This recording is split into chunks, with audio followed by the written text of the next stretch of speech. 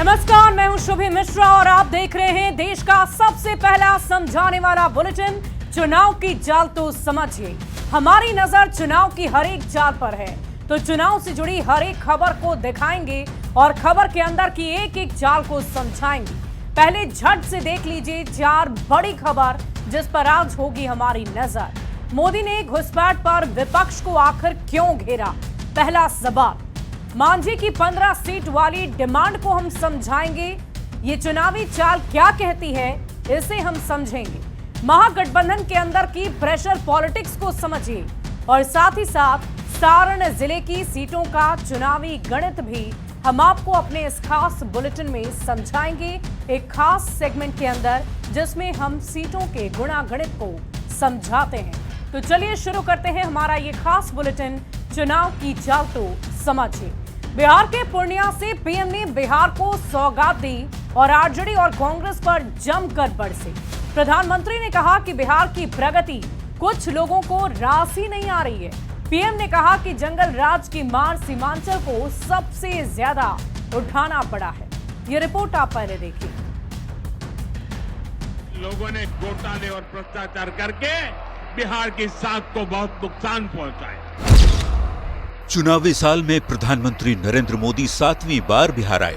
पूर्णिया की धरती से पीएम मोदी ने 40,000 करोड़ से ज्यादा लागत की योजनाओं की सौगात दी और विपक्ष पर जमकर बरसे, खासकर आरजेडी और कांग्रेस पर। पीएम ने कहा कि बिहार का कांग्रेस और आरजेडी ने अपमान किया, बिहार की तरक्की नहीं देखना चाहते हैं इंडी अलायंस के लोग।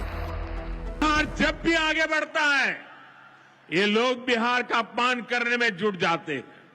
अभी आपने देखा होगा आरजेडी की सहयोगी कांग्रेस पार्टी सोशल मीडिया पर बिहार की तुलना बीड़ी से कर रही है। इन लोगों को बिहार से इतनी नफरत है, इन लोगों ने घोटाले और भ्रष्टाचार करके बिहार की साख को बहुत नुकसान पहुंचाया। पूर्णिया की धरती से पीएम मोदी ने घुसपैठ का मुद्दा भी उठाया। पीएम ने कहा, जंगल राज की मार सीमांचल को सबसे ज्यादा उठानी पड़ी है। सीमांचल में घुसपैठ से डेमोग्राफी चेंज का सबसे ज्यादा खतरा है। लेकिन वोट बैंक का स्वार्थ देखिए, कांग्रेस, आरजेडी और उसके इकोसिस्टम के लोग घुसपैठियों की वकालत करने में जुटे हैं, उन्हें बचाने में लगे हैं और बेशर्मी के साथ विदेश से आए घुसपैठियों को बचाने के लिए ये नारे लगा रहे हैं, यात्राएं निकाल रहे हैं। ये लोग बिहार और देश के संसाधन और सुरक्षा दोनों को दांव पर लगाना चाहते हैं। पीएम मोदी ने घुसपैठ का जिक्र करते हुए कहा कि घुसपैठियों को बचाने में लगे हैं कांग्रेस और आरजेडी के लोग, लेकिन भारत में कानून चलेगा और घुसपैठियों को जाना ही होगा। ये आरजेडी कांग्रेस वालों की जमात, जरा कान खोल के मेरे बात सुन लो। जो भी घुसपैठिया है उसे बाहर जाना ही होगा। घुसपैठ पर ताला लगाना एनडीए की पक्की जिम्मेदारी है। प्रधानमंत्री नरेंद्र मोदी जब भी बिहार दौरे पर आते हैं, कांग्रेस पर निशाना और आरजेडी के जंगल राज का जिक्र करना नहीं भूलते।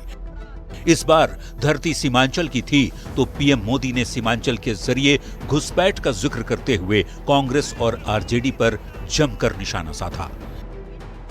न्यूज 18 के लिए पूर्णिया से रवि एस नारायण और कुमार प्रवीण के साथ ब्यूरो रिपोर्ट।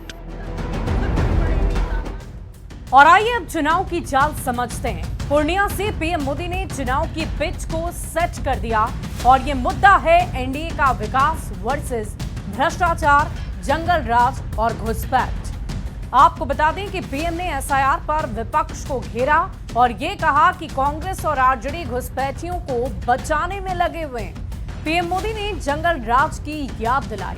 पीएम ने यह भी कहा कि आरजेडी के राज में हत्या और बलात्कार हुआ करते थे। पीएम ने परिवारवाद पर निशाना साधा।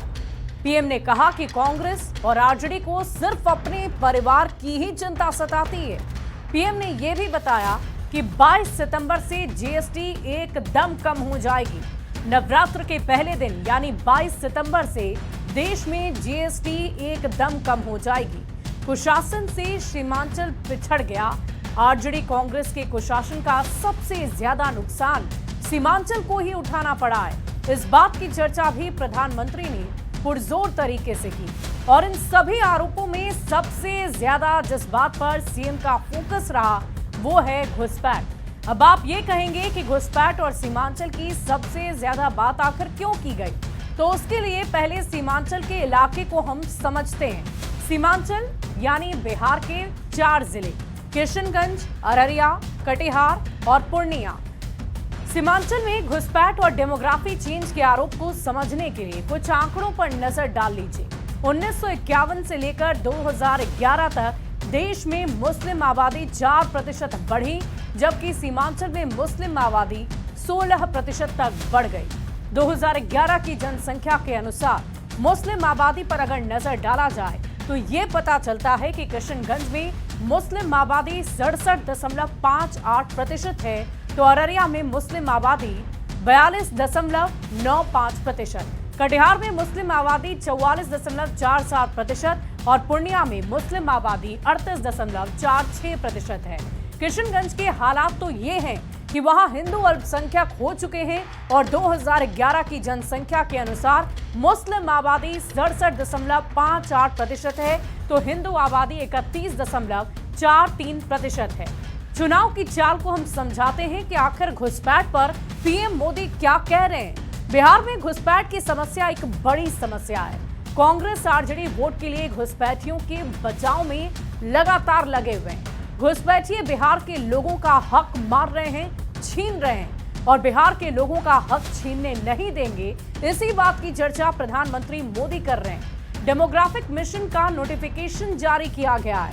घुसपैठियों की पहचान करेंगे और पहचान के बाद घुसपैठियों को बाहर करेंगे। इसी बात का दावा प्रधानमंत्री नरेंद्र मोदी लगातार कर रहे हैं। बढ़ते आगे, मांझी ने लगातार दूसरे दिन 15 सीट की डिमांड कर एनडीए की परेशानी और भी ज्यादा बढ़ा दी है। हालांकि मांझी के तेवर में कुछ नरमी जरूर नजर आई है। मांझी ने कहा कि वो एनडीए में 15 सीट की भीख मांग रहे हैं और 15 सीट उनके लिए मजबूरी है, क्योंकि उनकी पार्टी मान्यता प्राप्त पार्टी नहीं है। मांझी के भीख मांगने वाले बयान पर सियासी सरगर्मी काफी तेज हो गई है। इस रिपोर्ट को देखिए और फिर चुनावी चाल को समझिए। तो मैं तो मान्यता प्राप्त करने का भीख मांग रहा हूं एनडीए से, हमारा कोई क्लेम नहीं है। केंद्रीय मंत्री जीतन राम मांझी ने लगातार दूसरे दिन अपने बयान से सियासत गरमा दी है। विधानसभा चुनाव में 15 सीट की डिमांड करने वाले केंद्रीय मंत्री जीतन राम मांझी ने एनडीए के सामने बड़ी मांग रख दी। भाई एनडीए के हम साथी हैं, एनडीए को सब समय हम मदद करते रहें, तो एनडीए के नेताओं से मेरी प्रार्थना है कि हमको कम से कम इतना सीट दें ताकि हम यहाँ पर बिहार असेंबली में मान्यता प्राप्त हम कर सकें। इसमें 20 सीट भी आता है, 15 सीट भी आता है, तो मैं तो मान्यता प्राप्त करने का भीख मांग रहा हूँ एनडीए से, हमारा कोई क्लेम नहीं है। मांझी के भीख मांगने वाले बयान पर सियासी सरगर्मी तेज हो गई है। आरजेडी और कांग्रेस ने कहा एनडीए में सिर्फ फुटअव्वल की स्थिति है, तो जेडीयू और बीजेपी का दावा है कि सीट शेयरिंग का मामला जब बड़े नेता एक साथ बैठेंगे तो सुलझ जाएगा। चुनावी साल में सीटों की दावेदारी पर सियासत तेज हो गई है। एक तरफ महागठबंधन में सीटों को लेकर रस्साकशी जारी है, तो एनडीए में सीटों के बंटवारे पर तनातनी है। न्यूज 18 के लिए गया से एलन लीली के साथ पटना से संवाददाता संजय कुमार की रिपोर्ट। और आइए अब समझते हैं विधानसभा सीटों के चुनावी गुणागणित को। विधानसभा सीटों के चुनावी गुणागणित में आज हम बात करेंगे सारण जिले के विधानसभा सीटों की। सारण जिला बिहार में राजनीतिक रूप से सबसे चर्चित जिलों में से एक रहा है और यहां से बिहार के पूर्व मुख्यमंत्री लालू प्रसाद का खास संबंध रहा है। सारण जिले में विधानसभा की कुल मिलाकर 10 सीटें हैं और ये सीटें हैं एकमा, मांझी, बनियापुर, तरैया, मढ़ौरा, छपरा, गरखा, अमनौर, परसा और सोनपुर। 2020 में सारण जिले की किस विधानसभा सीट से कौन जीता, आइए वो जान लेते हैं। छपरा सीट से बीजेपी के डॉक्टर सीएन गुप्ता जीते। एकमा से आरजेडी के श्रीकांत यादव जीते। मांझी विधानसभा क्षेत्र से सीपीआईएमएल के डॉक्टर सत्येंद्र यादव जीते।